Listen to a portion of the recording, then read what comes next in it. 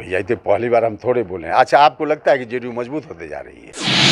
जिस रूप में हम लोग महसूस कर रहे हैं, तो स्वाभाविक रूप से अब हमारी पार्टी को कोई गाली दे रहा है, तो बीजेपी को फ़ायदा पहुंचाने के मकसद से काम कर रहे हैं लोग। और तेजस्वी जी ने तो खुद कहा कि उनके जो एक विधायक सुधाकर जी हैं, उनका जो बयान है वह तो बीजेपी की पॉलिसी के अनुकूल है।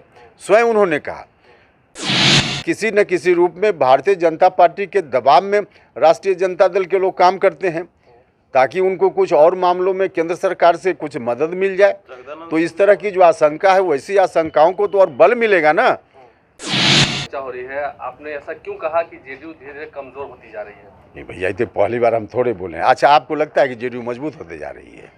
ये बात तो सब लोगों को मालूम है कि जिस रूप में हम लोग महसूस कर रहे हैं, तो स्वाभाविक रूप से अब हमारी पार्टी को कोई गाली दे रहा है, तो इससे हमारे लोगों को अच्छा लगेगा? हमारे लोग तो सुस्त पड़ेंगे। और एक ही नहीं, और भी कई मामले हैं, कई कारण हैं, लेकिन कुल मिला जुला कर पार्टी तो कमज़ोर हो ही रही है, इसमें कहाँ इनकार है। आरजेडी के लोग अब कह रहे हैं कि तेजस्वी यादव को सत्ता सौंपनी चाहिए नीतीश कुमार को। इन सब बयानों को कैसे देखते हैं? कई लोग मांग कर रहे हैं। भैया, कुल मिला जुला कर जिस तरह की बात हो रही है, अब इस स्थिति में तो क्या कहा जाए, लगता है जैसे कुएं में भांग डाल दिया गया है। अब कोई एक व्यक्ति नशा में नहीं है, सभी लोग नशा में हैं, इसलिए इस तरह की बात हो रही है। जिस तरह से शिक्षा मंत्री बयान दे रहे हैं, रामचरितमानस को लेकर कह रहे हैं, विवादित बयान दे रहे हैं, इसे कैसे देखते हैं? जगदानंद सिंह भी इसका समर्थन कर रहे हैं। देखिए, ये लोग सीधे तौर पे भारतीय जनता पार्टी को फायदा पहुंचा रहे हैं। रामचरित जैसा, मानस जैसा जो विषय है, इस विषय पर बात करने का मतलब है कि बीजेपी के फील्ड में जाकर उनकी पीच पर खेलना, उनके एजेंडा पर काम करना। ऐसे विषयों पर जब चर्चा होगी तो सीधे सबको मालूम है कि बीजेपी को फ़ायदा होगा। तो बीजेपी को फ़ायदा पहुंचाने के मकसद से काम कर रहे हैं लोग। और तेजस्वी जी ने तो खुद कहा कि उनके जो एक विधायक सुधाकर जी हैं, उनका जो बयान है वह तो बीजेपी की पॉलिसी के अनुकूल है। स्वयं उन्होंने कहा। तो जब उनको भी मालूम है और सच भी यही है, तो चाहे सुधाकर जी बोलें या माननीय शिक्षा मंत्री जी बोलें, राष्ट्रीय जनता दल को कार्रवाई करनी चाहिए। कार्रवाई लोग नहीं कर रहे हैं, यह सबसे ज़्यादा दुख का विषय है। इतने दिन से सुधाकर सिंह का बयान सुनने के बाद भी नीतीश कुमार पर इतना अविवादित बोल रहे हैं, कैसे देखते हैं? हम तो बता रहे हैं ना कि इसके बावजूद कार्रवाई, अब कोई व्यक्ति, शिक्षा मंत्री जी और सुधाकर जी का मामला नहीं है, राष्ट्रीय जनता दल के शीर्ष नेतृत्व का मामला है। सब लोगों को मालूम है कि बीजेपी को फ़ायदा पहुंचाने का काम लोग लगातार कर रहे हैं।